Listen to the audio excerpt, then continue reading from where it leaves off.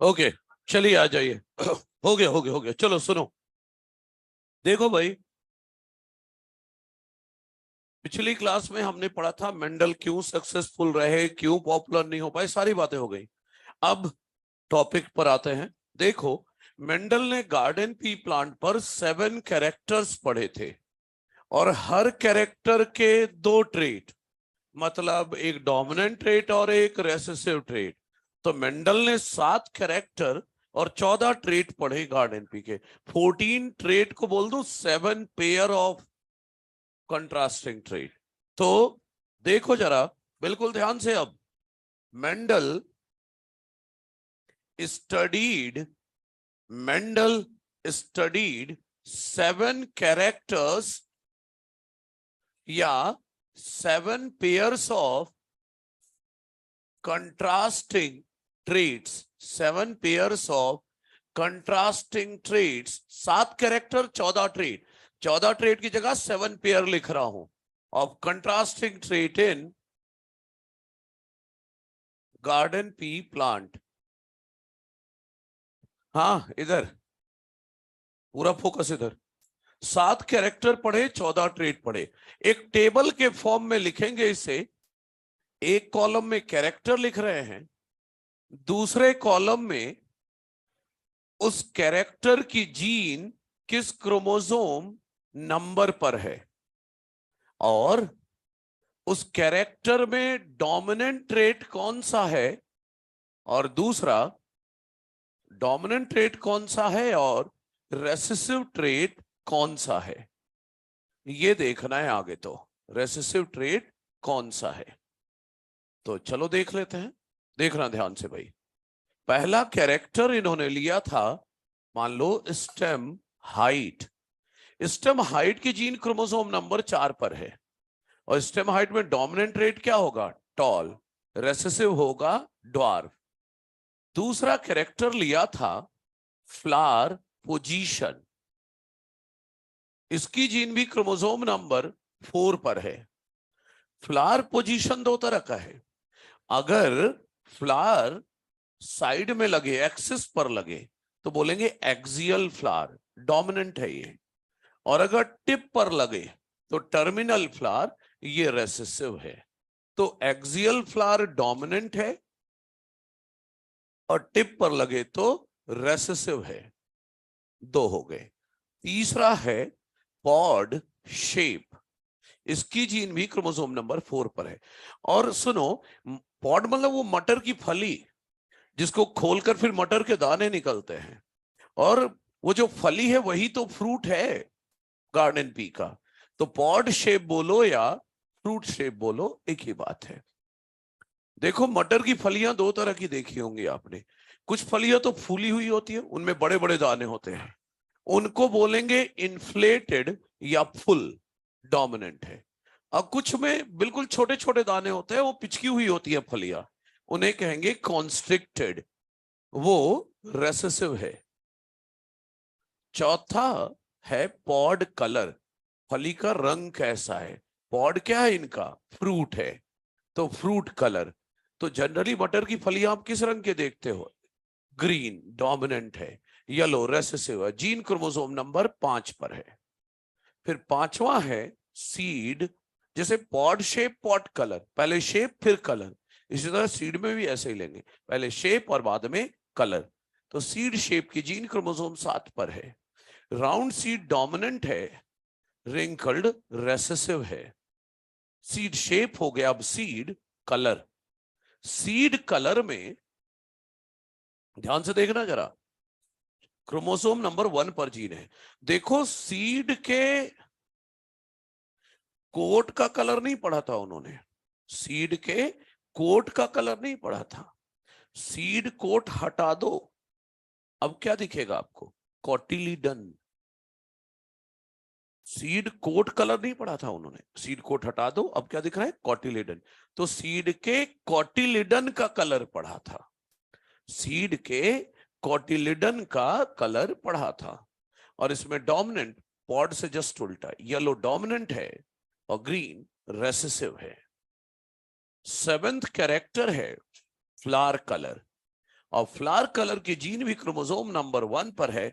Violet colour का flower dominant है और व्हाइट रेसेसिव है। अरे मेंडल को नहीं पता था कि कौन सी जीन कहां पर है, वो तो बाद में लोगों ने बताया कि ये जो मेंडल ने पढ़ा है उन कैरेक्टर की जीन कहां कहां है। एस ब्लिक्स नाम के बंदे थे, उन्होंने बताया था, जरूरत नहीं है नाम साइंटिस्ट का। अच्छा सुनो, तो सबसे पहले मैं क्रोमोसोम 1 का डायग्राम बना रहा हूं। क्रोमोसोम 1 में 2 कैरेक्टर की जीन है ना, तो क्रोमोसोम 1 का डायग्राम बना दिया। यहां पर जीन है फ्लावर कलर की, फ्लावर कलर की जीन यहां पर है। और दूसरा कैरेक्टर क्या है? Seed colour. बोले तो सीड के कॉटिलिडन का कलर, उसकी जीन यहां पर है। क्रोमोसोम नंबर 4 में सबसे ज्यादा कैरेक्टर की जीन है, 3 कैरेक्टर थे ना, तो यहां पर थी जीन स्टेम हाइट की, स्टेम हाइट की जीन यहां पर है। और फ्लावर पोजीशन की जीन यहां पर है। और पॉड शेप की बिल्कुल स्टेम हाइट के पास है। पॉड शेप की जीन स्टेम हाइट के बिल्कुल पास है। अच्छा ये सब क्यों बता रहा हूं, अभी आ जाएगा आपके सामने। क्रोमोसोम 5, ये क्रोमोसोम 1 था, ये 4 था, और क्रोमोसोम 5 में तो कौन सा कैरेक्टर था? Pod colour. पॉड कलर की जीन यहां पर है। फिर क्रोमोसोम नंबर 7, इसमें सीड शेप की जीन है, वो यहां है। सीड शेप की जीन यहां है क्रोमोसोम नंबर 7 पर। ठीक है, ये हो गया। सुनो, मेंडल को रिंकल्ड सीड क्यों मिले? Mendel found wrinkled seed. अब इनको रिंकल्ड सीड क्यों मिले वो सुनो। इनको रिंकल्ड सीड्स मिले थे due to absence of one enzyme जिसका नाम है starch branching enzyme. Starch branching enzyme, जिसका शॉर्ट में नाम है SBE। चक्कर ये है, ये एंजाइम शुगर से स्टार्च बनवाता है। क्या बनवाता है? शुगर से स्टार्च बनवाता है। ध्यान देना, देखो फोटोसिंथेसिस से क्या बनेगा? शुगर। उसे स्टार्च ब्रांचिंग एंजाइम बदल देता है स्टार्च में। शुगर को कैसे बदलता है? स्टार्च में। देखो, अगर एंजाइम होगा तो स्टार्च बनेगा, और अगर स्टार्च है तो सीड का शेप राउंड आता है। और अगर ये एंजाइम नहीं है तो स्टार्च नहीं बनेगा बल्कि शुगर ही रहेगा। और अगर शुगर रहेगा, स्टार्च नहीं रहेगा, तो सीड का शेप रिंकल्ड आएगा। मैं कहना यह चाहता हूं कि अगर किसी सीड में स्टार्च ब्रांचिंग एंजाइम प्रेजेंट है तो सीड का शेप भाई स्टार्च बन जाएगा, राउंड सीड आएगा। लेकिन अगर SB नहीं है, SB starch branching enzyme absent है, तो फिर स्टार्च नहीं बनेगा, शुगर ही रहेगा, और ऐसे केस में सीड रिंकल्ड आता है। कोई दिक्कत तो नहीं है? और सुनिए, देखो मैं ये क्रोमोसोम के डायग्राम क्यों बनाया हूं वो समझ लो आप। देखो, लॉ ऑफ इंडिपेंडेंट असॉर्टमेंट अब 9th-10th में थोड़ा सा पढ़े थे। अभी मैं लॉ ऑफ इंडिपेंडेंट असॉर्टमेंट नहीं पढ़ाने जा रहा हूं, लेकिन एक लाइन बोलना पड़ेगा क्योंकि कुछ सवाल ऐसे बनते हैं जिनका जवाब इसी से आएगा। देखो, लॉ ऑफ इंडिपेंडेंट असॉर्टमेंट कहता है दो जीन का inheritance independent of each other होता है। मतलब इस जीन का और इस जीन का inheritance independent of each other होगा, होना भी चाहिए। क्यों? दोनों अलग अलग क्रोमोसोम पर हैं। दोनों क्रोमोसोम मतलब DNA, दो अलग क्रोमोसोम में है, दो अलग अलग DNA में, तो दोनों इंडिपेंडेंट इनहेरिट होंगे। ये लॉ ऑफ इंडिपेंडेंट असॉर्टमेंट है। लेकिन इसका एक एक्सेप्शन है, लिंकेज। पढ़ाएंगे लॉ ऑफ इंडिपेंडेंट असॉर्टमेंट, आधे घंटे बताऊंगा मैं, जब डायहाइब्रिड क्रॉस पढ़ा लूंगा तब। अभी सिर्फ एक लाइन बताना है मुझे, कुछ क्वेश्चन बनते हैं इसलिए। देखो, दो जीन का inheritance independent of each other होता है, ये कहता है इंडिपेंडेंट असॉर्टमेंट का लॉ। दो जीन का inheritance independent of each other होता है, लेकिन एक शर्त है कि दोनों जीन अलग अलग क्रोमोसोम पर होनी चाहिए। लेकिन अगर एक ही क्रोमोसोम पर जीन है, देखो ना, क्रोमोसोम मतलब क्या? उसमें DNA ही तो है भाई, DNA ही तो है। ये क्रोमोसोम के अंदर क्या है? DNA। और इसी DNA में यहां पर स्टेम हाइट की जीन है, यहां पॉड शेप की जीन है, यहां फ्लावर पोजीशन की जीन है। तो ये जीन अलग कहां है? आपस में एक ही DNA पर तो है, तो सारी जुड़ी हैं एक दूसरे से। सारी जीन, तीनों जीन आपस में जुड़ी हुई हैं। जुड़ा होना इज लिंकेज। इन जीन का कहना है हम इंडिपेंडेंट नहीं जाएंगे, हम साथ साथ हैं, और साथ साथ ही इनहेरिट होंगे, इंडिपेंडेंट नहीं जाएंगे। ये और ये जीन, ये दोनों जीन इंडिपेंडेंट इनहेरिट होंगी, ये दोनों जीन इंडिपेंडेंट इनहेरिट होंगी, ये दोनों जीन इंडिपेंडेंट, ये दोनों इंडिपेंडेंट इनहेरिट होंगी। लेकिन जब जीन एक ही क्रोमोसोम पर है तो वो तो जुड़ी हुई है। अब जुड़ी हुई है तो बोल रही है जहां तुम वहां हम, तो फिर इंडिपेंडेंट कहां हुआ? बंध के चलना पड़ेगा कि हम साथ साथ हैं और साथ साथ ही चलेंगे, यही लिंकेज होता है।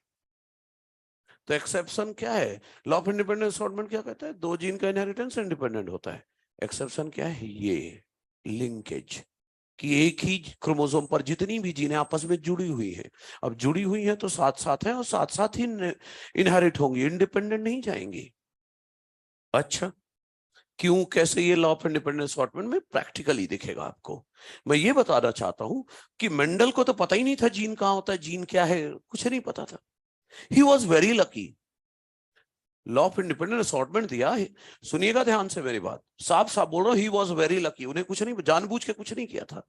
ही वॉज वेरी लकी कि जब भी वो दो कैरेक्टर पढ़ने के लिए लेते थे, कभी भी दो ऐसे कैरेक्टर नहीं लिए पढ़ने के लिए जो सेम क्रोमोसोम पर हो। मतलब जब दो कैरेक्टर साथ में पढ़ना होता था तो ये पढ़ते थे और ये पढ़ते थे, ये पढ़ते थे और ये पढ़ते थे, ये और ये पढ़ लेते थे, लेकिन कभी गलती से भी ये दोनों नहीं पढ़ा। उनकी अच्छी किस्मत। अगर पढ़ लिया होता तो अपने खुद के लॉ का एक्सेप्शन खोज लिया होता, लिंकेज। और अगर खुद ही एक्सेप्शन खोज लेते तो फिर लॉ थोड़ी ना देते। इंडिपेंडेंट असॉर्टमेंट नाम की चीज ही नहीं बताते वो। समझ रहे हो? मैं ये कह रहा हूं कि अगर मेंडल ने गलती से ये दो कैरेक्टर साथ में पढ़ लिया होता, या ये दोनों कोई भी दो कैरेक्टर जो सेम क्रोमोसोम पर हैं, अगर उनको पढ़ लेते तो वो क्या खोज लेते? लिंकेज। और लिंकेज खोज लिया होता तो लॉ ऑफ इंडिपेंडेंट असॉर्टमेंट नहीं दिया होता, क्योंकि उस लॉ का एक ही एक्सेप्शन है, लिंकेज। समझ रहे हो? आपको ऐसे क्वेश्चन आएंगे, हाइपोथेटिकल क्वेश्चन आएंगे नीट में। मेंडल ने 7 की जगह 8 कैरेक्टर पढ़ लिया होता तो, हाइपोथेटिकल क्वेश्चन, 7 की जगह 8 कैरेक्टर पढ़ लिया होता तो। गार्डन पी में 14 क्रोमोसोम है, 14 की जगह 12 क्रोमोसोम वाला पौधा पढ़ लिया होता तो। ऐसे आड़े तिरछे कुछ भी क्वेश्चन आए, मेंडल ने ऐसा नहीं, वैसा, वैसा नहीं, ऐसा कर लिया होता तो क्या जवाब दोगे? इन सभी सवालों का एक ही जवाब देना है। तो हो सकता है गलती से मेंडल ऐसे दो कैरेक्टर पढ़ लेते जिनकी जीन सेम क्रोमोसोम पर होती, तो लिंकेज खोज लिया होता। और अगर लिंकेज खोज लिया होता तो लॉ ऑफ इंडिपेंडेंट असॉर्टमेंट नहीं दिया होता। ये जो भी क्वेश्चन आए, मेंडल ने ये नहीं वो नहीं कुछ भी पूछे कर लिया होता तो यही जवाब देना है। सवाल हाइपोथेटिकल है, जवाब भी हाइपोथेटिकल है कि गलती से कोई दो ऐसे कैरेक्टर पढ़ लेते जिनकी जीन सेम क्रोमोसोम पर होती तो लिंकेज खोज लिया होता और फिर इंडिपेंडेंट असॉर्टमेंट नहीं दिया होता। क्लियर है सबको? अब बात रही लॉ ऑफ इंडिपेंडेंट असॉर्टमेंट क्या है, लिंकेज क्या है, बहुत डिटेल में पढ़ेंगे। लिंकेज को 3 लेक्चर पढ़ेंगे, सिर्फ लिंकेज 3 लेक्चर चलेगा। इंडिपेंडेंट असॉर्टमेंट आधे घंटे चलेगा, सब पढ़ेंगे डिटेल। अरे अभी तो बोल रहा हूं ना, चैप्टर शुरू ही नहीं किया है, अभी टाइम पास चल रहा है। जब तक मोनो हाइब्रिड क्रॉस हेडिंग ना आए तब तक टाइम पास चल रहा है। ठीक है, तो अभी वो लाइन लिख देता हूं मैं और आप ये सब कंप्लीट करें। फिर अब हम पढ़ने जा रहे हैं मेंडल ने एक्सपेरिमेंट कैसे किया, वो कंप्लीट कर ले, फिर मोनो हाइब्रिड क्रॉस आता है। ठीक है, कंप्लीट करें इसे। मैं यहां पर लिख देता हूं। इफ, दो एग्जाम्पल ले लेता हूं मैं। If Mendel had studied, if Mendel had studied stem height and pod shape,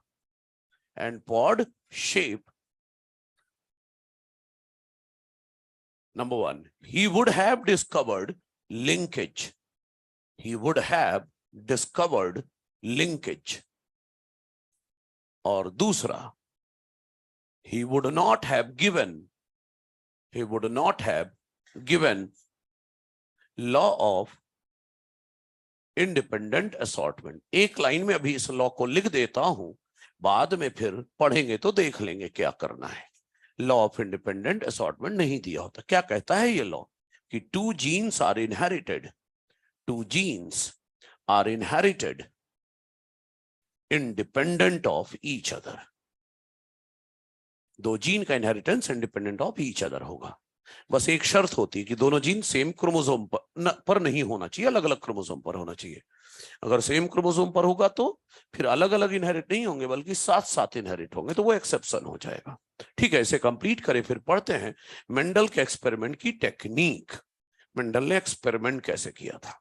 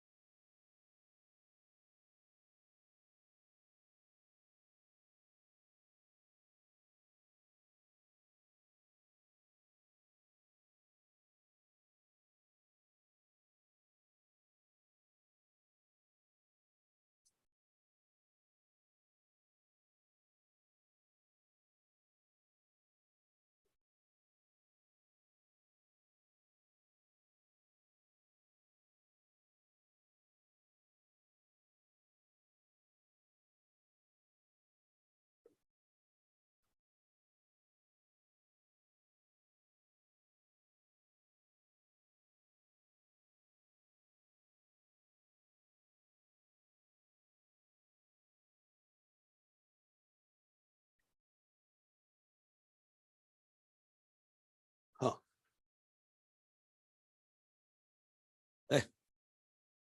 fruit फली को कहते हैं, पॉड को। पॉड, अरे वो हरे रंग का कवर जो होता है वही पॉड है। पिछले साल नहीं पढ़ा types of fruit? Types of fruit में लेग्यूम का फ्रूट क्या पढ़ा था? पॉड। पॉड मतलब फली, वो पूरा फ्रूट होता है ना। उसे हटाओगे तब सीड निकलेगा।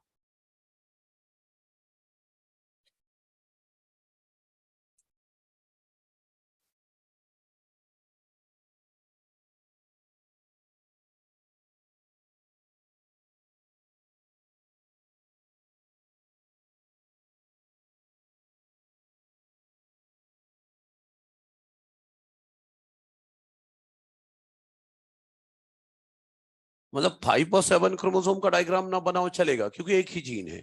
लेकिन 4 और 1 जरूर बनाए, क्योंकि उनमें एक से ज्यादा कैरेक्टर की जीन है। क्वेश्चन आ सकता है कि कौन कौन से कैरेक्टर की जीन क्रोमोसोम 4 पर है, ऐसे भी आ सकता है। ये सबसे ज्यादा कैरेक्टर्स की जीन कौन से क्रोमोसोम पर थी, है ना।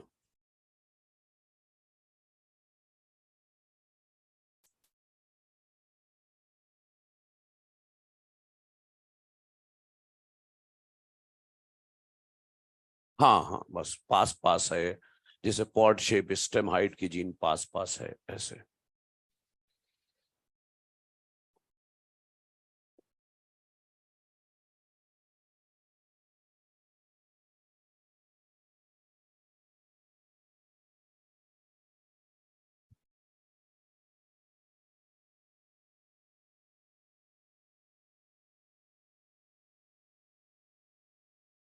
अभी तो बताया, दूसरे साइंटिस्ट ने बताया था, एस ब्लिक्स नाम के बंदे ने बताया था कि इन कैरेक्टर की जीन कौन से क्रोमोसोम पर है। वो नाम नहीं याद करना है अपन को।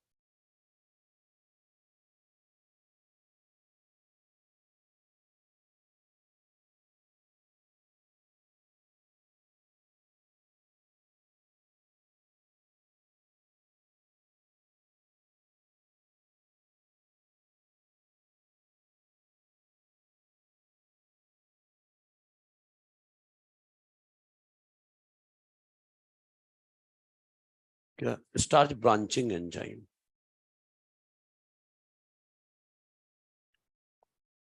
टेबल तो सबकी कंप्लीट हो गई है। ठीक है, कंप्लीट करें। जब तक मैं आगे की तैयारी करता हूं ना, क्योंकि अब जो आ रहा है वही आखिरी पार्ट है एक्चुअल जेनेटिक्स स्टार्ट करने में। हाँ ठीक है, कंप्लीट करो। हेडिंग क्या है? मेंडल के एक्सपेरिमेंट की टेक्निक, मेंडल्स एक्सपेरिमेंटल टेक्निक।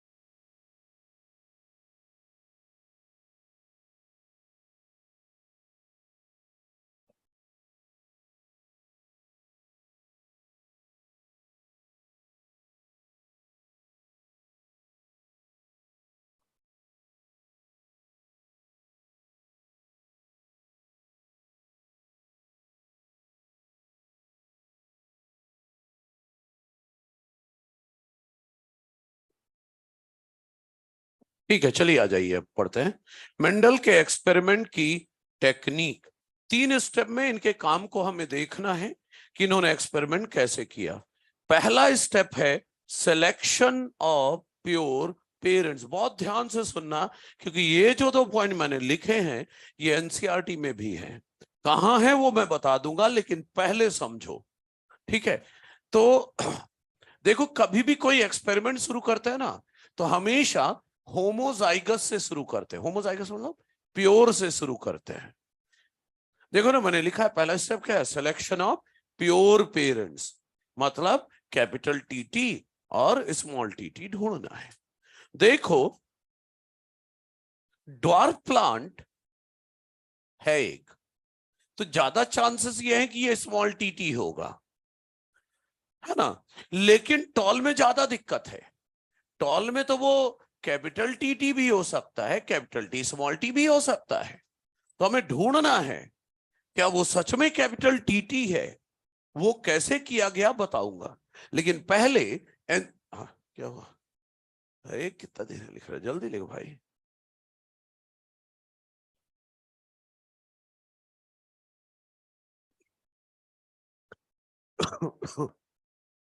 सबसे पहले पहली लाइन पढ़ते हैं, सिलेक्शन ऑफ प्योर पेरेंट्स। क्या लिखा है? Mendel selected 14 true breeding. याद है होमोजाइगस को मैंने ट्रू ब्रीडिंग कहा था।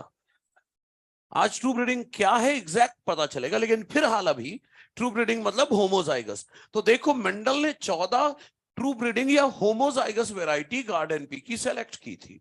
14 ही क्यों? क्योंकि 14 ही तो ट्रेट थे। 7 कैरेक्टर, 14 ट्रेट, 7 डोमिनेंट ट्रेट और 7 रेसेसिव ट्रेट। तो ट्रेट कितने थे? 14। और सबका होमोजाइगस, सबका होमोजाइगस चाहिए, तो 14 होमोजाइगस चाहिए थे, तो 14 ट्रू ब्रीडिंग वैरायटी लिया। यहां तक तो सब ठीक है। तकलीफ आगे की लाइन पर है, विच वर्ष है? समझना जरा, आगे समझ लो। देखो, जब मेंडल टॉल और डॉर्फ लेते थे तो इनका एक कैरेक्टर अलग हो गया, स्टेम हाइट इन दोनों पौधों का अलग है, कंट्रास्टिंग ट्रेट है टॉल और डॉर्फ। लेकिन बाकी जो 6 कैरेक्टर बचे इन दोनों प्लांट के सेम होते थे। क्या बोला? जब भी क्रॉस के लिए एक कैरेक्टर लेते थे तो एक कैरेक्टर तो इनका अलग है, टॉल डॉर्फ कंट्रास्टिंग ट्रेट, लेकिन बाकी 6 कैरेक्टर दोनों पौधों के सेम है।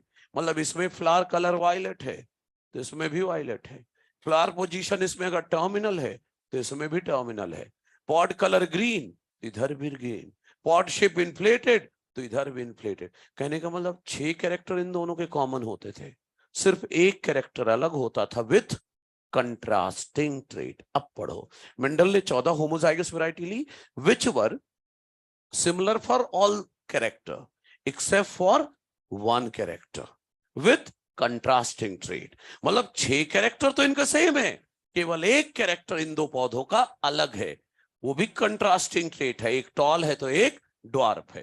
तो एक कैरेक्टर के रेस्पेक्ट में ये दोनों पौधे अलग है, बाकी 6 कैरेक्टर इन दोनों पौधों के कॉमन होते थे। क्लियर है? अब आता ही ट्रू ब्रीडिंग वैरायटी एग्जैक्टली है क्या, वो समझना है हमें। ध्यान देना भाई, मेंडल ने कैसे ढूंढा होमोजाइगस प्लांट या ट्रू ब्रीडिंग वैरायटी, गौर करना। मान लो मेंडल ने लिया टॉल प्लांट, हमें नहीं पता कि उसका जीनोटाइप कैपिटल टीटी है, नहीं पता, हमें क्या पता है कि ये टॉल है। तो मेंडल ने क्या किया? सेल्फ पॉलिनेशन, पूरा फोकस लिखने वालों इधर, सेल्फ पॉलिनेशन करा दिया इस टॉल प्लांट का। तो जो है ये, हमें नहीं पता इसका जीनोटाइप क्या है, सेल्फ पॉलिनेशन कराया, देखा सारे पौधे टॉल आए। अभी भी मुझे भरोसा नहीं है कि ये कैपिटल टीटी है,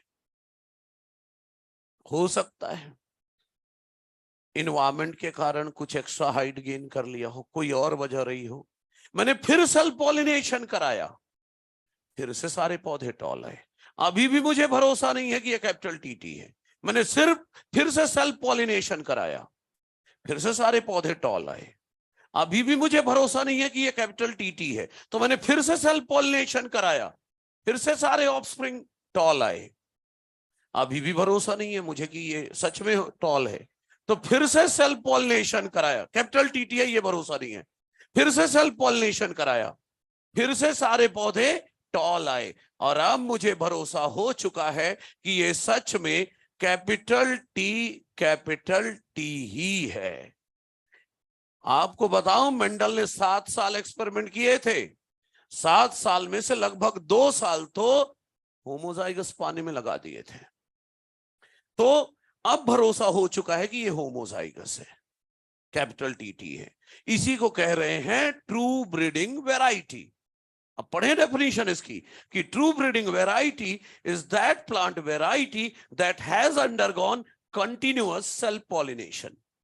true breeding variety is that plant variety that has undergone continuous self pollination, और लगातार कई जनरेशन तक स्टेबल फॉर्म में टॉल एक्सप्रेस हो रहा था और टॉल ही इनहेरिट हो रहा था, टॉल एक्सप्रेस हो रहा था, टॉल इनहेरिट हो रहा था, टॉल एक्सप्रेस हो रहा था और टॉल ही इनहेरिट हो रहा था, टॉल एक्सप्रेस हो रहा था, टॉल ही इनहेरिट हो रहा था, टॉल एक्सप्रेस हो रहा था, टॉल ही इनहेरिट हो रहा था।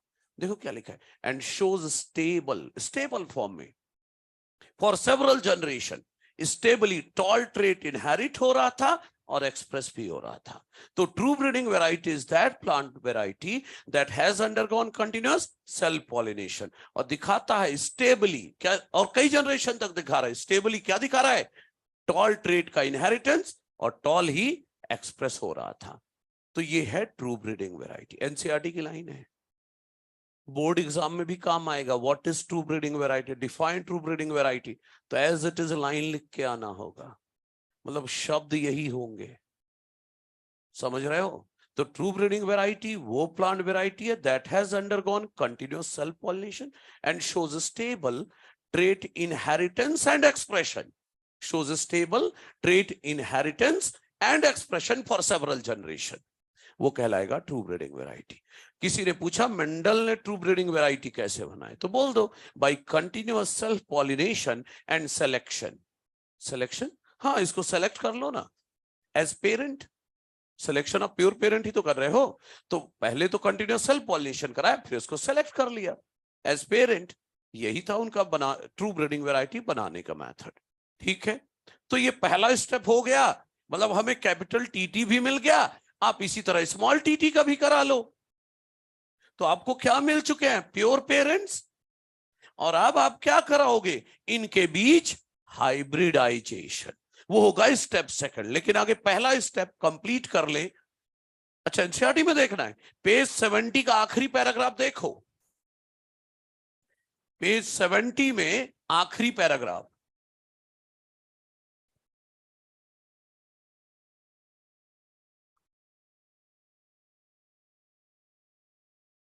ट्रू ब्रीडिंग वैरायटी की डेफिनेशन से पढ़ना शुरू करना।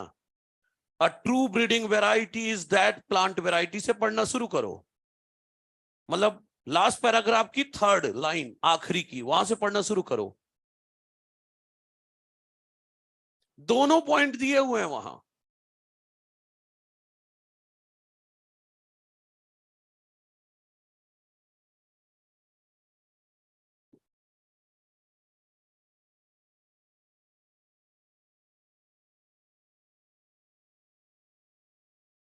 हाँ, लिखा है क्या, ट्रू ब्रीडिंग वैरायटी की डेफिनेशन भी वही लिखी है।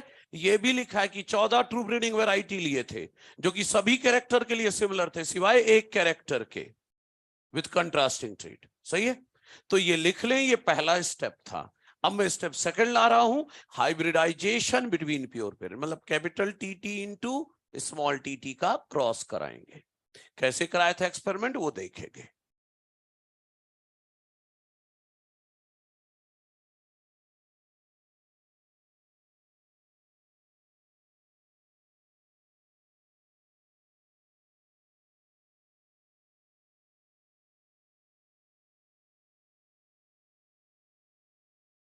हाँ बिल्कुल।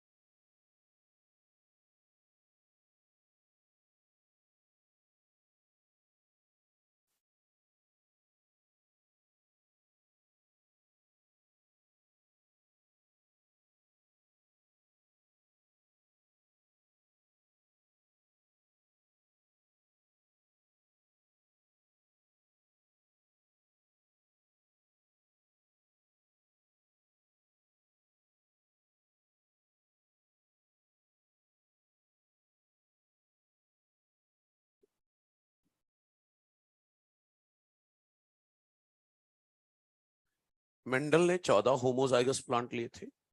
जब भी वो मोनोहाइब्रिड क्रॉस कराते थे, जैसे एक कैरेक्टर का क्रॉस, तो दो प्लांट लेते थे, एक टॉल एक ड्वार्फ। स्टेम हाइट अलग है दोनों की, तो एक कैरेक्टर अलग है उनका।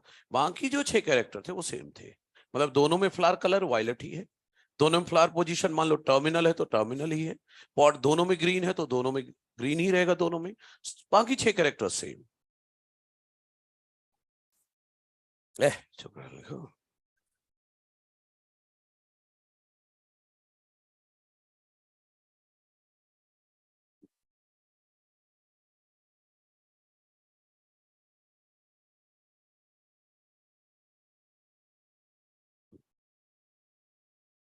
बोलना कौन मना कर रहा है।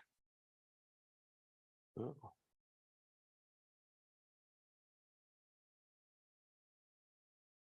हाँ।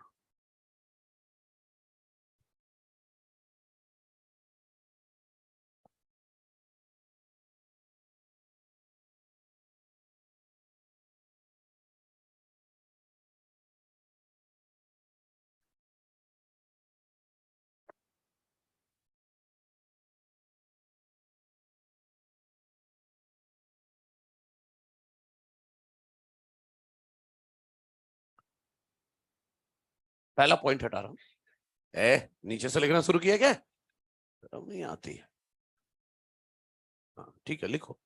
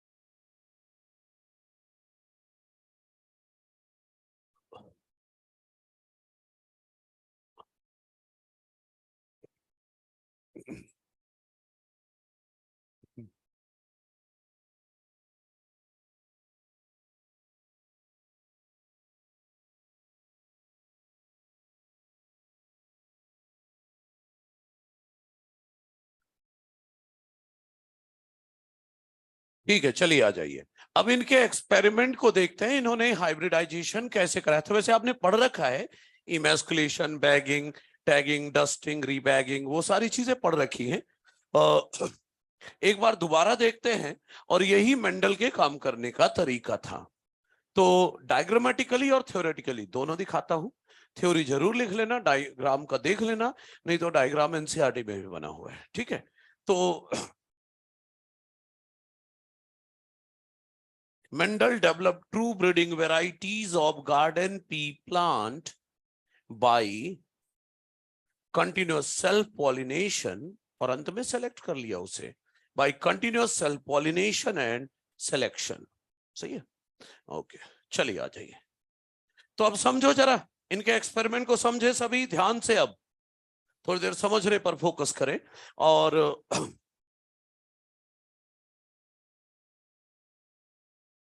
अरे कैपिटल टी स्मॉल टी अगर वैरायटी होता तो कैपिटल टी स्मॉल टी का जब सेल्फ पॉलिनेशन कराते तो सारे टॉल ना आते, कुछ ड्वार्फ आ जाते, स्मॉल टी भी आते, पता चल जाता। अच्छा ठीक है, सुनिए। देखो भाई, ये मान लो एक टॉल प्लांट ले लिया गया, tall, capital T, capital T. चलो इसे मान लेते हैं फीमेल पेरेंट। एक दूसरा प्लांट लिया जो ड्वार्फ था, स्मॉल टी, स्मॉल टी। चलो इसे मान लेते हैं मेल पेरेंट। वैसे तो ये बाइसेक्सुअल फ्लावर होते हैं इसमें, याद है ना, खुद सेल्फ पॉलिनेशन करता है ना। एंथर और ओवरी स्टाइल स्टिग्मा दोनों हैं, तभी ना सेल्फ पॉलिनेशन होगा, इसका पॉलन इसी पर गिर जाएगा, है ना। तो वैसे तो बाइसेक्सुअल फ्लावर है, लेकिन हमने एक को फीमेल पेरेंट, ये ओवरी स्टाइल स्टिग्मा और ये एंथर हो गया। हमने बाइसेक्सुअल फ्लावर है, लेकिन हमने एक को मेल पेरेंट, एक को फीमेल पेरेंट सेलेक्ट कर लिया है। देखो ये पौधा कैपिटल टीटी है, इसे फीमेल पेरेंट लिया है। अगर ये फीमेल गैमीट बनाएगा तो कैसा बनाएगा? Capital T. और पोलन ग्रेन कैसे बनेंगे? मियोसिस से बनेंगे तो कैपिटल टी ही तो बनेंगे। तो मेल गैमीट कैसे बनेंगे? Capital T. तो अगर इसी का पोलन ग्रेन इस पर गिरे तो जो जाइगोट बनेगा वो कैसा बनेगा? Capital T, capital T.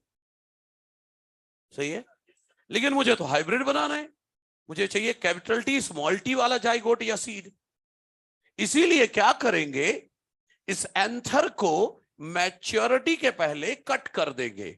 Maturity के पहले, ये नहीं कि मैच्योर हो गया एंथर, पॉलन ग्रेन गिर गया इस पर, अब काट रहे, अब कोई फायदा नहीं।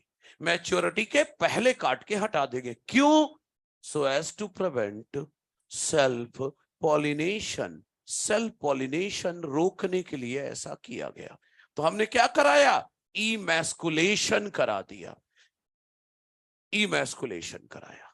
तो इमैस्कुलेशन करा दिया, तो अब रिजल्टेंट डायग्राम क्या है? अब इसमें ओवरी स्टाइल स्टिग्मा है, एंथर नहीं है, इमैस्कुलेशन हो चुका है। क्वेश्चन आता है इमैस्कुलेशन किसका किया गया? आता है फीमेल प्लांट का, मेल प्लांट का, या बाइसेक्सुअल फ्लावर वाले प्लांट? अभी तो याद है आपको, बाद में पता है क्या याद रहता है? और जिसे फीमेल पेरेंट लिया था उसमें इमैस्कुलेशन कराया था, तो फीमेल ही बस याद रहता है, तो लोग फीमेल फ्लावर को टिक करके आ जाता है। अरे भाई, अगर फीमेल फ्लावर है तो उसमें अंतर है ही नहीं। अगर कोई फीमेल फ्लावर है तो उसमें तो अंतर है ही नहीं, तो इमैस्कुलेशन होगा ही नहीं उसमें। तो याद रखना है, मेल फ्लावर या फीमेल फ्लावर का नहीं, बाइसेक्सुअल फ्लावर का इमैस्कुलेशन कराएंगे। किसको? बाइसेक्सुअल प्लांट को या बाइसेक्सुअल फ्लावर को, जिसे सेलेक्ट किया गया है as female parent. Bisexual flower जिसे फीमेल पेरेंट की तरह सेलेक्ट किया गया है, उसमें एंथर हटाएंगे। किस लिए? ताकि सेल्फ पॉलिनेशन ना हो। सही है? मेल प्लांट के साथ कुछ नहीं करना है अभी। अब सुनो, तो इसमें तो ये कैपिटल टी वाला है, तो फीमेल गैमीट कैसा बनेगा? कैपिटल टी बनेगा। फीमेल गैमीट कैसा बनेगा? कैपिटल टी बनेगा। अच्छा, अगर मैं अब ऐसे ही रहने दूं तो ऐसा भी तो हो सकता है कि इधर कोई दूसरा टॉल प्लांट हो, उसका ओवरी स्टाइल स्टिग्मा एंथर, इसका एंथर में कैपिटल टी नाम का पॉलन ग्रेन बन रहा है, वो पॉलन ग्रेन इस पर आकर गिर जाए तो फिर से जाइगोट कैपिटल टी बनेगा, पूरी मेहनत बर्बाद हो गई। इसलिए क्रॉस पॉलिनेशन भी नहीं होना चाहिए, जो मैं चाहता हूं उसी से पॉलिनेशन होना चाहिए। इसीलिए इसको एक बटर पेपर या सिंपली पेपर या कॉटन के बैग से इसे ढक दूंगा। इसे क्या बोलेंगे? बैगिंग। क्यों किया? To prevent undesirable cross pollination. वही लिखा है मैंने, बैगिंग किसे किया? With paper bag, so as to prevent undesirable cross pollination. अच्छा, और सुनो, एक्सपेरिमेंट तो हजारों पौधों पे कर रहे हैं एक साथ, तो बाद में ढूंढते फिरोगे क्या किसको किसको फीमेल पेरेंट लिया था। इसलिए एक टैग लगा देंगे, प्राइस टैग जैसा ही एक टैग लगा देंगे। इसमें आप अपना नाम लिख सकते हैं and date and time of every step. दूर से टैग देखकर ही समझ जाएंगे कि इनको फीमेल पेरेंट लिया गया था, प्लस डेट टाइम से ये भी पता चल जाएगा कि कब इनमें पॉलन ग्रेन डालना है, वो भी पता रहेगा। तो तीसरा स्टेप क्या है? टैगिंग। टैग में क्या लिखा आपने? बाय राइटिंग, टैगिंग करी by writing date and time of every step. Writing date and time of every step, हर स्टेप का डेट और टाइम लिख दिया गया। कोई दिक्कत तो नहीं? टैग हो गया। अच्छा, अब चौथा स्टेप आता है डस्टिंग। ध्यान से देखिएगा, डस्टिंग। देखो, जब ये पौधा मैच्योर हो चुका होगा तो एंथर का डेहिसेंस होता है, एंथर फट जाता है, अब पॉलन ग्रेन सरफेस पर आ गए। एक पतला सा ब्रश ले लो, एक पतला सा ब्रश ले लो, और ब्रश पर यहां पर क्या गिरे पड़े हैं? पॉलन ग्रेन बिखरे पड़े। और ये पॉलन ग्रेन कैसे वाले हैं? स्मॉल टी प्लांट है ना, तो मियोसिस से तो पॉलन ग्रेन स्मॉल टी बना होगा। तो इन पॉलन ग्रेन, पतले से ब्रश से ऐसे यहां करो तो कुछ पॉलन ग्रेन चिपक गए। इन पॉलन ग्रेन को थोड़ी देर के लिए बैग हटाओ, थोड़ी देर के लिए बैग हटाओ, और ये ब्रश के थ्रू यहां छिड़क दो इनको, तो यहां पर पॉलन ग्रेन गिर गए। इन पॉलन ग्रेन कैसे हैं? ये पॉलन ग्रेन स्मॉल टी वाले। तो इसमें मेल गैमीट जो बनेगा वो कैसा बनेगा? Small T. Female gamete capital T. तो फर्टिलाइजेशन से जो जाइगोट बनेगा या सीड बनेगा, कैपिटल टी स्मॉल टी। तो डस्टिंग ये है। फिर दोबारा बैग से ढक दो। तो डस्टिंग में क्या बोलूं? Pollen grains from selected male plant, from selected male plant are dusted over stigma of emasculated flower। रीबैगिंग नहीं लिख रहा हूं बार बार, अब एक बार बैग कर दिया था, दोबारा ढक दो, बस हो गया। डस्टिंग हो गई, फर्टिलाइजेशन हो गया। तो अब थोड़ी देर बाद यहां पर अब फ्लावर थोड़ी ना बचेगा, अब तो फ्रूट बन चुका होगा, मतलब मटर की फली लग चुकी होगी और उसमें बीज बन गए। और ये जो बीज बने, सीड बने, इनका जीनोटाइप कैसा है? Capital T small T.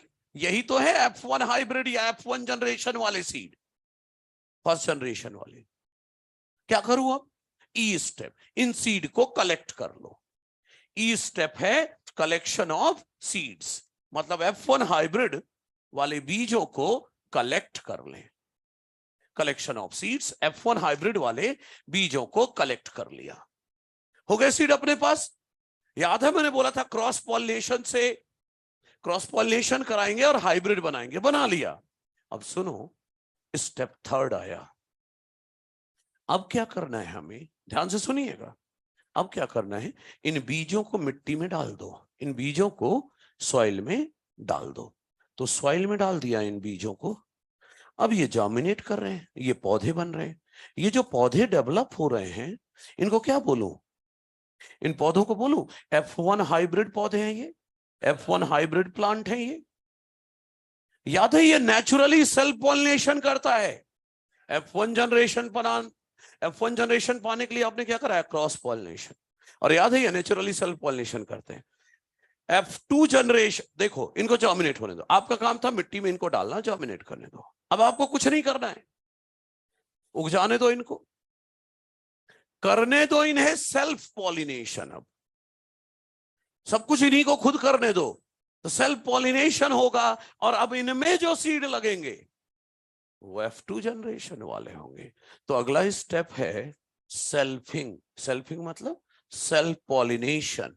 Self pollination करने दो F1 हाइब्रिड्स को, टू ऑब्टेन, किस लिए? To obtain F2 generation. इसमें कुछ लिखने की जरूरत नहीं है, ये स्टेप अपने आप में पूरा कंप्लीट है। तो जो बीज आपको मिले थे F1 हाइब्रिड वाले, इनको मिट्टी में डाल दो, बाकी उसे खुद ही करने दो जो भी करना है। ग्रो करने दो, फ्लावर लगने दो, सेल्फ पॉलिनेशन होने दो, फर्टिलाइजेशन होने दो। जो सीड अब इन पौधों में लगेंगे वो कौन से होंगे? F2 जनरेशन वाले। कोई दिक्कत तो नहीं है। तो मिंडल ने एक्सपेरिमेंट ऐसे किया था। क्लियर है? ये डायग्रामेटिक वे हो गया, ये थ्योरेटिकल वे हो गया। जिसे थ्योरेटिकल लिखना है सिर्फ थ्योरेटिकल लिख ले। डायग्राम वैसे एनसीईआरटी में बना, कैंची वैची भी बना रखी उन्होंने यहाँ पर काटने के लिए। आप चाहो तो हाथ भी बना देना कैंची के साथ, ठीक है, कोई बात नहीं। आप तो फिलहाल ये लिखें, थ्योरी ज्यादा इंपॉर्टेंट। किसमें? हाँ, स्मॉल टीटी जब आएगा तब, लेकिन कैपिटल टीटी जो मिलेगा वो नहीं कहलाएगा, है ना?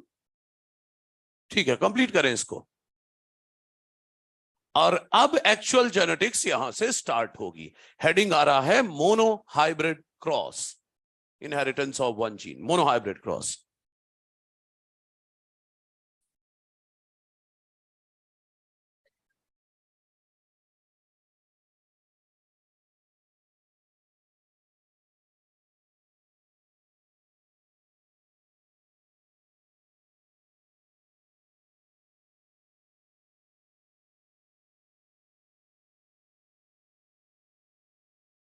लिख लो जो भी लिखना है।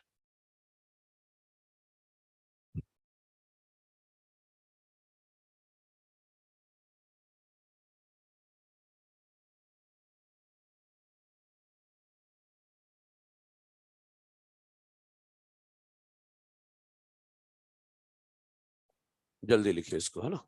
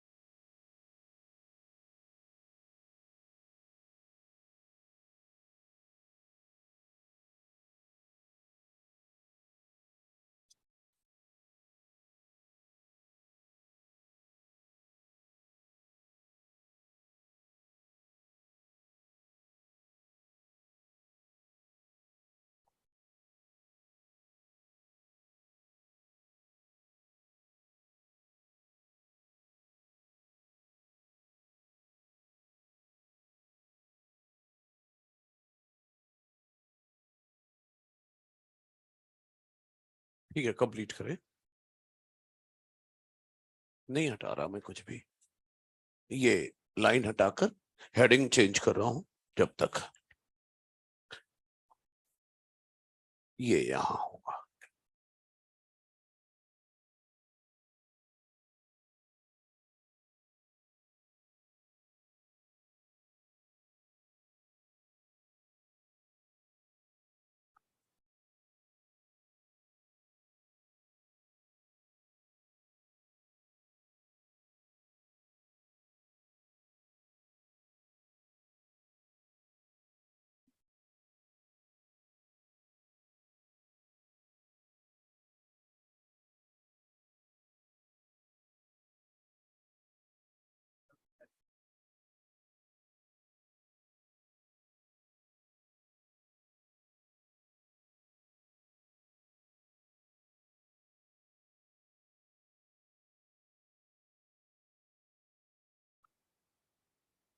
हिसाब किताब कौन कर रहा था?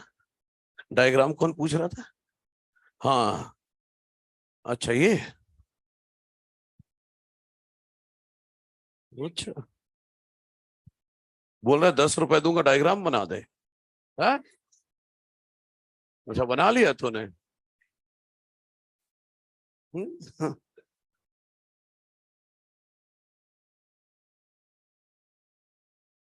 देख, ऐसे मुन्ना भाई नहीं बनाने हैं कि मेरा एग्जाम दे दे 10 लाख दूंगा, है ना? हाँ, फिर ऐसे लोग जेल में होते हैं फिर।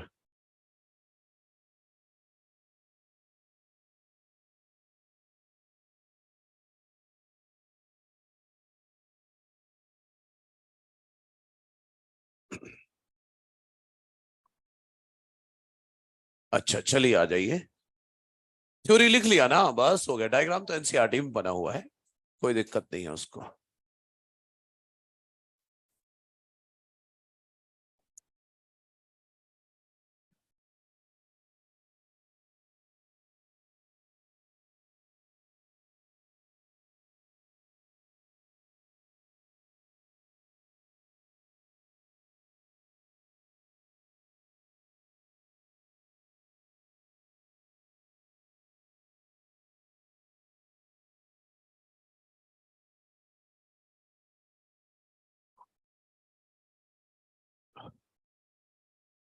एक लाइन की डेफिनेशन बता समझा देता हूं आपको कि मोनोहाइब्रिड क्रॉस क्या है, वो आप लिख लो। फिर मोनोहाइब्रिड क्रॉस में पूरी तरह से समझाता हूं आपको। तो चलिए देख लेते हैं मोनोहाइब्रिड क्रॉस क्या है। देख, अब क्या बचा? Selfing of F1 hybrid to obtain F2 generation. अच्छा, अब सुनो। एक ऐसा क्रॉस, हिंदी में बोलता हूं, एक ऐसा क्रॉस जिसमें एक समय पर एक कैरेक्टर का इनहेरिटेंस पढ़े, मोनोहाइब्रिड क्रॉस है। एक कैरेक्टर का इनहेरिटेंस पढ़े, या बोलो one pair of contrasting trait का इनहेरिटेंस पढ़े।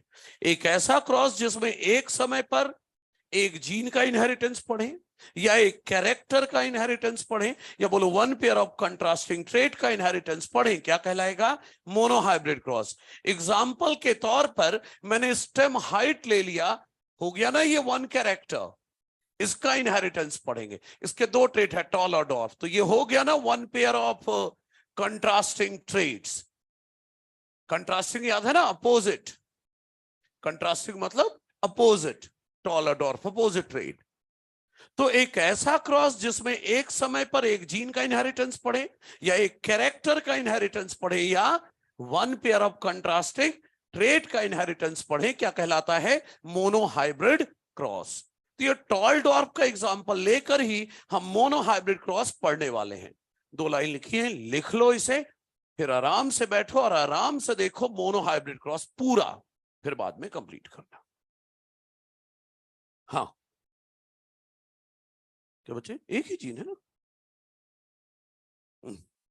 जीन एक, एलील दो, ऐसे बोलते हैं। जीन का टाइप तो एक ही है ना, टी जीन का इनहेरिटेंस। अब उसके एलील चाहे कितने भी हो, है ना?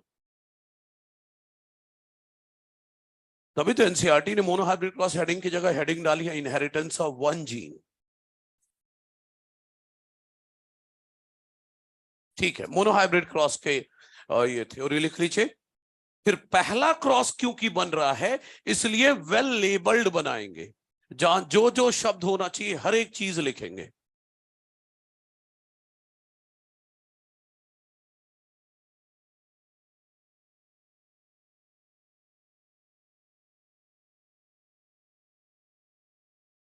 लिख लिया मोनोहाइब्रिड क्रॉस की लाइन? लिख लीजिए फटाफट जल्दी से।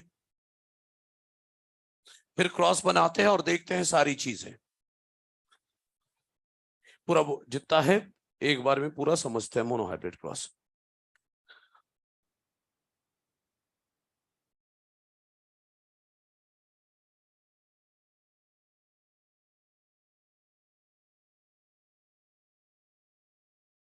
चलिए आ जाइए, देखिए तो ये लाइन हटा रहा हूं मैं और अब मोनोहाइब्रिड क्रॉस बना रहा हूं। एग्जांपल के लिए कौन सा कैरेक्टर ले रहा हूं? स्टेम हाइट और ट्रेट टॉल एंड डॉप। याद है क्रॉस शुरू कहां से होगा? प्योर पेरेंट से। कैपिटल टीटी और स्मॉल टीटी से एक्सपेरिमेंट स्टार्ट होगा। हाँ ठीक है, जल्दी कर पाए तो पेरेंट्स के फॉर्म में हम लेने वाले हैं यहां पर कैपिटल टीटी और स्मॉल टीटी। यहां पर ले रहा हूं pure tall plant. Pure tall को पहली बार जैसे ही फीमेल पेरेंट ले लेता हूं कैपिटल टीटी, और प्योर डॉर्फ को ले लेते हैं मेल पेरेंट स्मॉल टीटी। सही है, ये पेरेंट्स हैं। तो इनको पहला डायग्राम इसलिए पूरा वेल लेबल्ड बना रहा हूं। इन्हें पेरेंट्स बोलो या बोलो पी जनरेशन। पेरेंट्स को हम पी जनरेशन भी कहते हैं। तो पेरेंट्स हो गए pure tall and pure dwarf, capital TT small tt. और अब चलिए ध्यान से देखिएगा एक एक बात। ये जो गैमीट बनाएगा कौन सा बनाएगा? Capital T. ये बनाएगा गैमीट स्मॉल टी। तो ये गैमीट्स हो गए भाई, कैपिटल टी और स्मॉल टी। अब फर्टिलाइजेशन होगा। फर्टिलाइजेशन से जो जाइगोट बनेगा या जो सीड बनेंगे, पौधे बनेंगे, वो कौन से होंगे? Capital T small T. यही है ना F1 हाइब्रिड या F1 जनरेशन, फर्स्ट जनरेशन वाला ऑफस्प्रिंग। और एक भी कैपिटल टी है तो ये कैसा होगा? टॉल। तो क्रॉस पॉलिनेशन से ही तो F1 हाइब्रिड पाया था हमने। क्रॉस पॉलिनेशन से पा लिया F1 हाइब्रिड। अब क्या कराया था हमने? सेल्फ पॉलिनेशन या सेल्फिंग। मतलब इसका क्रॉस इसी के साथ, मतलब capital T small T female into capital T small T male. Selfing, self pollination करा रहे हैं, इसका क्रॉस इसी के साथ। ये फीमेल सेक्स ऑर्गन और ये मेल सेक्स ऑर्गन। और इनके क्रॉस से जो ऑफस्प्रिंग आएंगे उन्हें क्या बोलोगे? F2 generation. और F2 जनरेशन समझने के लिए चलो एक बॉक्स बनाते हैं कुछ इस तरह से। ध्यान देना, इधर लिखेंगे मेल गैमीट। मेल गैमीट हमेशा हॉरिजॉन्टल लिखेंगे और फीमेल गैमीट वर्टिकल लिखेंगे। Male gamete horizontal, female gamete vertical. तभी जानबूझ के मैंने मेल को इधर लिखा है ताकि मेल से बनने वाले गैमीट इधर लिख दूंगा हॉरिजॉन्टल में, और फीमेल को इधर इसीलिए लिखा है ताकि इससे बनने वाले गैमीट यहां वर्टिकल लिख दूंगा। सही है? अरे तो पेरेंट में दो एलील है, कैपिटल टी स्मॉल टी। तो किसी गैमीट में कैपिटल टी एलील जाएगा, किसी में स्मॉल टी एलील जाएगा। दो तरह के गैमीट बन गए। इससे भी दो तरह के बन गए, कैपिटल टी और स्मॉल टी। कोई दिक्कत तो नहीं है।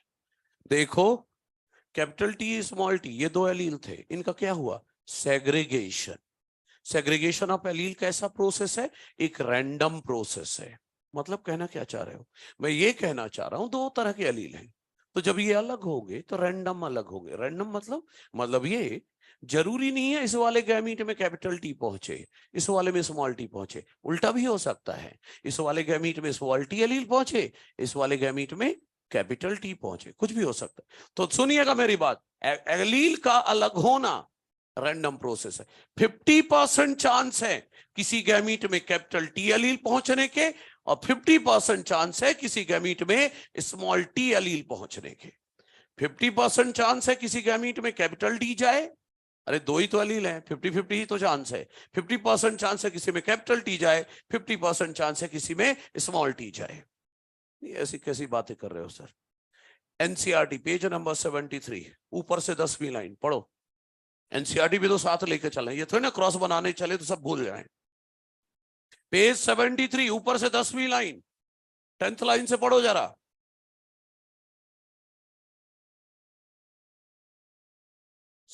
ऊपर से 10th लाइन देखो, लिखा होगा segregation of alleles is a random process. इसलिए 50% चांस है किसी गैमीट में कैपिटल टी एलील जाए और 50% चांस है किसी गैमीट में स्मॉल टी एलील जाए। कोई दिक्कत तो नहीं है, दो ही तो एलील है, 50-50 चांस है। अब पेज खुला रहने दे एनसीईआरटी का, अभी थोड़ा सा और बताऊंगा इसी पेज में कुछ और। हो गया? अब सुने, देखो अब ये जो ऑफस्प्रिंग आने वाले, इन्हें क्या बोलोगे? F2 जनरेशन वाले ऑफस्प्रिंग। और ये जो बॉक्स बनाया है इसे हम चेकर बोर्ड या प्यूनेट स्क्वायर कहते हैं। प्यूनेट स्क्वायर कहते हैं। प्यूनेट स्क्वायर इसलिए कहते हैं क्योंकि इसे पहली बार डेवलप किया था रेगिनाल्ड सी प्यूनेट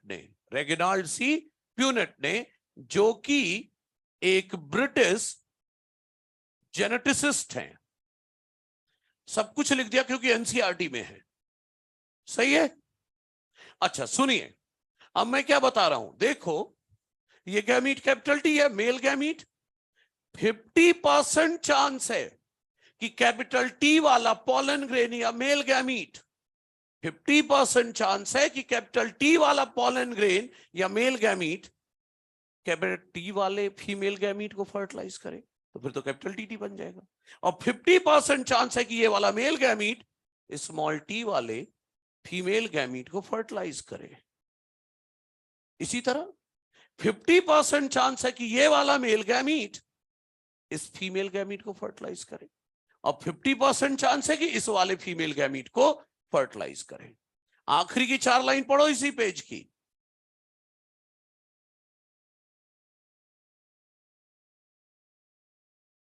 फीमेल गैमीट की जगह वहां एग लिखा है, ठीक है, एग लिखा हो या फीमेल गैमीट, बात बराबर है। लिखा है 50% चांस है कि कैपिटल टी वाला पॉलन ग्रेन या मेल गैमीट कैपिटल टी वाले फीमेल गैमीट को फर्टिलाइज करे, और 50% चांस है कि वो स्मॉल टी वाले फीमेल गैमीट को फर्टिलाइज करे। सही है भाई? तो ये एनसीईआरटी है, हम एनसीईआरटी को साथ में लेके चलना है। असर्शन रीजन बना के दे दिया, अब अपन पहले से एक बार पढ़ा होता है तो समझ में आती है बात, नहीं तो डायरेक्ट पढ़ने वहीं बैठो तो अरे ये क्या नया आ गया, जबकि सिंपल दिख रहा है। अरे भाई ये गैमीट 50% चांस है इसको फर्टिलाइज करे, 50% चांस है इसको फर्टिलाइज करे। क्लियर है? ये चेकर बोर्ड बन गया। सुनो, जिसके पास भी कम से कम एक कैपिटल टी है वो पौधा टॉल होगा, और जिसके पास कैपिटल टी नहीं स्मॉल टी है वो ड्वार्फ होगा।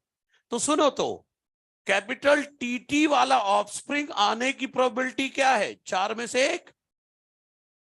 कैपिटल टी स्मॉल टी वाला ऑफस्प्रिंग आने की प्रोबेबिलिटी 2/4, 4 में से 2। स्मॉल टी वाले ऑफस्प्रिंग आने की प्रोबेबिलिटी 4 में से 1। सही है कि नहीं? एनसीईआरटी ने प्यूनेट स्क्वायर को डिफाइन किया है। आगे मेरे शब्द सुन लो, फिर एनसीईआरटी के शब्द लिख दूंगा। प्यूनेट स्क्वायर एक ग्राफिकल रिप्रेजेंटेशन है। Graphical representation just a representation. Graphical का मतलब ये नहीं होता ग्राफ बनेगा। शादी के कार्ड जब बनते हैं तो वो भी तो ग्राफिक डिजाइनिंग वाला ही बनाता है, तो क्या वो शादी के ग्राफ बनाते बैठता है? नहीं, हर जगह ग्राफिकल का मतलब ग्राफ नहीं होता।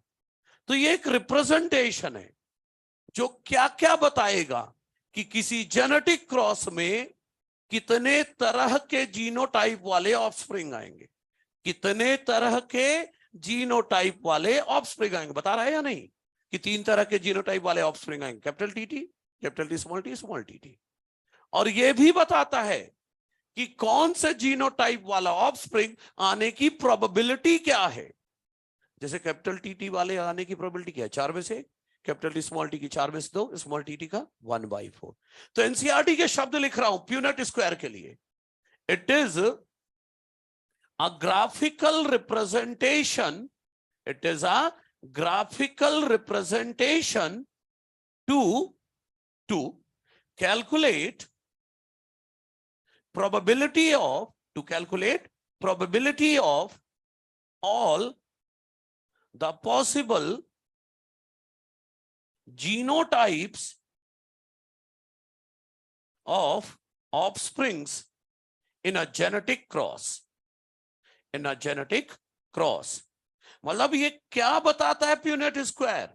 किसी जेनेटिक क्रॉस में कितने तरह के जीनोटाइप वाले बच्चे आएंगे, कितने तरह के जीनोटाइप वाले बच्चे आएंगे और उनके आने की प्रोबेबिलिटी क्या है। जैसे कैपिटल टी टी वाले बच्चे आने की प्रोबेबिलिटी 1/4 है। समझ रहे हो? अच्छा चलिए, F2 जनरेशन की एनालिसिस करने जा रहा हूं मैं। किसकी? F2 जनरेशन की। तो देखिए F2 जनरेशन की एनालिसिस। पहला, F2 जनरेशन में फिनोटाइप रेशो क्या आया? तो टॉल और डॉर्फ 2 ही तो आए। कितना आया? 3 टॉल 1 डॉर्फ। इसको ऐसे भी तो लिख सकता हूं कि 4 में से 3 टॉल और 4 में से 1 डॉर्फ, ऐसे भी लिख सकता हूं। जीनोटाइप रेशो आया कैपिटल टी टी, दूसरा क्या है? Capital T small T. एक है small t T, capital T T वाला 1, कैपिटल टी स्मॉल टी वाला 2, स्मॉल टी टी वाला 1। ऐसे भी तो लिख सकता हूं 1/4, 2/4, 1/4। सही है? अच्छा दूसरी बात, मैंने बोला था ना मेंडल ने A+B² यूज किया था। देखना किस लेवल पर बात करते थे। वो बोलते थे कि मेरे एक्सपेरिमेंट का रिजल्ट A+B² का फॉर्मूला फॉलो करते हैं। सॉरी, A² + 2AB + B², ये फॉर्मूला फॉलो करते हैं। A², अरे हाँ, A² + 2AB + B², ये फॉर्मूला फॉलो करते हैं। अरे स्क्वायर इधर का उधर हो गया क्या है? सही है, लेकिन सच में फॉलो करते हैं क्या? एक बार देखो। उनका कहना था चलो A को ले लो कैपिटल टी, B को ले लो स्मॉल टी, और चलो पढ़ते हैं capital T plus small t square. तो capital T square plus 2 capital T small t plus t square. Capital T square को क्या लिखोगे? Capital T into capital T plus 2 capital T small t, और t square को small t t, यही लिखोगे ना। उनका कहना था कि मेरे रिजल्ट देखो, मेरे क्रॉस का रिजल्ट में भी एक कैपिटल टी टी आया है, 2 कैपिटल टी स्मॉल टी आया है, और एक स्मॉल टी टी आया है। इस लेवल की बात कर रहे थे 1865 में, वो भी बायो वालों के सामने। कहां झेल पाए लोग? अगला सुने, ध्यान से सुनते रहे। क्वेश्चन इन्हीं से आएगा, एनालिसिस से। टाइप्स ऑफ फिनोटाइप का फॉर्मूला है 2⁻n। टाइप्स ऑफ जीनोटाइप का फॉर्मूला है 3⁻n। नंबर ऑफ जाइगोट्स या ऑफस्प्रिंग, मतलब चेकर बोर्ड कितने का बनेगा, कितने जाइगोट या ऑफस्प्रिंग आएंगे, इसका फॉर्मूला है 4⁻n। n क्या है? n है नंबर ऑफ हाइब्रिड कैरेक्टर। मतलब भाई मोनो हाइब्रिड है तो n की वैल्यू 1, डाइहाइब्रिड तो n की वैल्यू 2, ट्राइहाइब्रिड है तो 3। अभी कौन सा क्रॉस चल रहा है? मोनो हाइब्रिड, तो n की वैल्यू 1 लगा दो, 2⁻1। 2 तरह के फिनोटाइप आए। 2 ही आए क्या? हाँ, टॉल और डॉर्फ। जीनोटाइप 3⁻1, 3। 3 तरह के जीनोटाइप आए क्या? हाँ, capital T T, capital T, small t T. Checker board कितने का आया? 4:1, 4। 4 का ही आया क्या? हाँ, 4 का ही चेकर बोर्ड आया।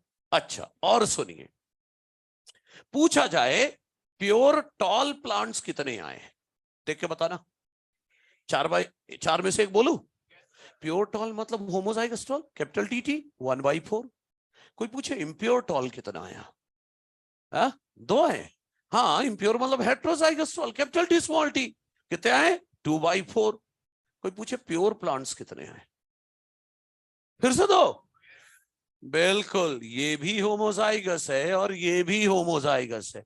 मतलब कैपिटल टी और कैपिटल टीटी और स्मॉल टीटी की बात हो रही है, चार में से दो। मान लो पूछा गया pure plants ratio impure plants, pure ratio impure plant. तो प्योर मतलब होमोजाइगस टू है, और दो हेट्रोजाइगस इम्प्योर 2:2, या बोलो 1:1। और अगर पूछा गया प्लांट शोइंग डोमिनेंट ट्रेट कितने आए, प्लांट्स शोइंग डोमिनेंट ट्रेट मतलब टॉल कितने आए, तो 3/4 बोलूं, प्लांट शोइंग डोमिनेंट ट्रेट आए 3/4। आपसे पता है क्वेश्चन क्या पूछा जाएगा? क्वेश्चन पूछा जाएगा कि एक मोनोहाइब्रिड क्रॉस कराया गया, F2 में 1600 पौधे आए, F2 में 1600 पौधे आए, तो कितने डोमिनेंट ट्रेट वाले होंगे? तो डोमिनेंट ट्रेट वाले कितने आते हैं? 3/4, 3/4। तो 1600 का 3/4 कर दो, 1200। मैं कराऊंगा ऐसे क्वेश्चन, चिंता ना करें। अभी फिलहाल तो एनालिसिस सुनिए। अभी एक चीज और बची है मोनोहाइब्रिड क्रॉस की, क्या? देखो, सेल्फ पॉलिनेशन इंक्रीज करता है होमोजाइगोसिटी, और क्रॉस पॉलिनेशन इंक्रीज करता है हेट्रोजाइगोसिटी। क्या ये सच में सही है या फिर सही है? अभी देखते हैं। टेबल के फॉर्म में जब क्वेश्चन अजीब से बनाने होते हैं ना, तब इस टेबल का यूज करते हैं, तो ध्यान से देख लेना कैसे बना रहा हूं। यहां लिख रहा हूं जनरेशन, यहां लिख रहा हूं परसेंटेज ऑफ होमोजाइगोसिटी, और इधर लिख रहा हूं परसेंटेज ऑफ हेट्रोजाइगोसिटी, हेट्रोजाइगोसिटी। ये ऐसे शुरुआत कर रहा हूं, ध्यान देना। शुरुआत पी जनरेशन से, पी मतलब पेरेंट जनरेशन। पेरेंट में देखो जरा, सारे के सारे होमोजाइगस थे ना, तो होमोजाइगोसिटी इज 100%, हेट्रोजाइगोसिटी 0। चलो आओ F1 जनरेशन। F1 जनरेशन कैसे बनाई हमने? By cross pollination. अरे F1 जनरेशन तो क्रॉस पॉलिनेशन से बनाया ना। चलो देखते हैं। F1 में अगर 1000 पौधे आए हैं, तो 1000 के हजारों हेट्रोजाइगस हैं, मतलब 100% हेट्रोजाइगोसिटी, और होमोजाइगोसिटी 0। क्या बोला था मैंने? क्रॉस पॉलिनेशन क्या बढ़ाता है? हेट्रोजाइगोसिटी। देखा, क्रॉस पॉलिनेशन ने एक झटके में होमोजाइगोसिटी को 100 से 0 कर दिया, और हेट्रोजाइगोसिटी को 0 से 100 कर दिया। तो क्रॉस पॉलिनेशन ने क्या किया? हेट्रोजाइगोसिटी बढ़ाया। अच्छा, F2 जनरेशन, F2 जनरेशन कैसे बनाए? By self pollination, by self pollination. ठीक है, चलो देखते हैं। 4 में से 2 होमोजाइगस है, 4 में से 2 हेट्रोजाइगस है, मतलब 50-50। देखा आपने, सेल्फ पॉलिनेशन ने क्या किया? होमोजाइगोसिटी को 0 से बढ़ा के एक झटके में 50% कर दिया, और हेट्रोजाइगोसिटी को 100 से घटा के 50 कर दिया। सही है? अच्छा सुनो, F2 के बाद चाहे कितनी भी जनरेशन ले आओ, सब पता है कैसे लाते हैं? सेल्फ पॉलिनेशन से। F3 हो, F4 हो, ये सब कैसे लाए जाएंगे? सेल्फ पॉलिनेशन से। सर F3 कैसे लाओगे, बताओ तो जरा, दिखाओ। देखना, इसका सेल्फ पॉलिनेशन इसी से करा दो, मतलब capital T into capital T कराओ। इसका क्रॉस इसी से कराओ, मतलब capital T small T into capital T small. इसका भी क्रॉस इसी से कराओ, कैपिटल टी इंटू ये, फिर स्मॉल टी का स्मॉल टी, ये 4 क्रॉस कराओ, और 4 का चेकर बोर्ड बनाओ। तो यहां चारों ऑफस्प्रिंग कैपिटल टी होंगे, इसमें चारों के चारों कैपिटल स्मॉल टी होंगे। और ये तो ऐसे ही वाला है, एक capital T, 2 capital T small T, एक स्मॉल टी, और इधर एक capital T, 2 capital T small T, एक स्मॉल टी। चलो गिनो, 16 है टोटल। 4 4 8 4 12 4 16, 16 में से होमोजाइगस ढूंढो। 4 4 8 9 10 11 12, आउट ऑफ 16 75%, और 2 2 4 हेट्रोजाइगस 25%, है ना? अब आप बोलोगे सर F4 बनाऊं? बिल्कुल नहीं बनाऊंगा। क्योंकि 4 बार तो मुझे capital TT into capital TT करना पड़ेगा, 4 बार small tt into small tt करना होगा। इसका क्रॉस इसी से अब प्रिडिक्ट करेंगे। अरे आपको टेबल आसान करके दे रहा हूं, टेबल याद ही नहीं करना है, कुछ ऐसा करना है कि हमें याद है F1 में हेट्रोजाइगस 100% आते हैं, F1 में हेट्रोजाइगस 100% आते हैं, राइट। अब आधा करते चलो, F2 में 100 का आधा 50, F3 में 50 का आधा 25, F4 में उसका आधा, और बाकी जो बचा ये, कोई F5 पूछे तो इसका आधा 6.25, उसका आगे 3.12। तो टेबल याद कहां करनी है, आपसे क्वेश्चन क्या पूछा जाएगा, F4 में कितना होमोजाइगस और कितना हेट्रोजाइगस। तो हमें F1 का पता है, हेट्रोजाइगस 100, F2 में आधा 100 का आधा 50, F3 में उसका आधा 25, और F4 में उसका आधा 12.5, और जो इधर बचे वो इधर लिख दो होमोजाइगोसिटी में। समझ गए, ये मोनोहाइब्रिड क्रॉस की बात हो गई। मोनोहाइब्रिड क्रॉस के बेस पर हमें 2 लॉ पढ़ने हैं, लॉ ऑफ डोमिनेंस और लॉ ऑफ सेग्रीगेशन, जो कि अगली क्लास में होंगे। ये हटा देता हूं मैं, ये वाला हिस्सा, ये पूरा बोर्ड आपका है। पहले ये, अरे जब भी लिखना आगे ये, फिर F2 और फिर ये वाला हिस्सा, ठीक है जी। अच्छे से पढ़ लेना, क्योंकि अगली क्लास में लॉ पढ़ाने के बाद मेरा जब तक मन नहीं मानेगा तब तक न्यूमेरिकल चलेंगे। मतलब अगली क्लास में मैं डायहाइब्रिड क्रॉस हेडिंग ही नहीं डालूंगा, न्यूमेरिकल्स चलेंगे। इसके बाद वाले क्लास में भी ढेर सारे न्यूमेरिकल, फिर मन भर जाएगा तो बोलूंगा चलो अब डायहाइब्रिड क्रॉस पढ़ते हैं। तो यहां यही चलेगा, जो मन करेगा वही चलेगा, ठीक है। हर वैरायटी के सवाल करेंगे। तो आज के लिए ऑनलाइन वालों बस इतना ही। राइट साइड के अपर कॉर्नर में 3/4 वाला, राइट साइड के अपर 3/4 रेशियो 1/4 है, 3:1 को लिख दिया, 3/4 1/4। ऑनलाइन वालों ठीक है, देख लेना अपने हिसाब से, है ना।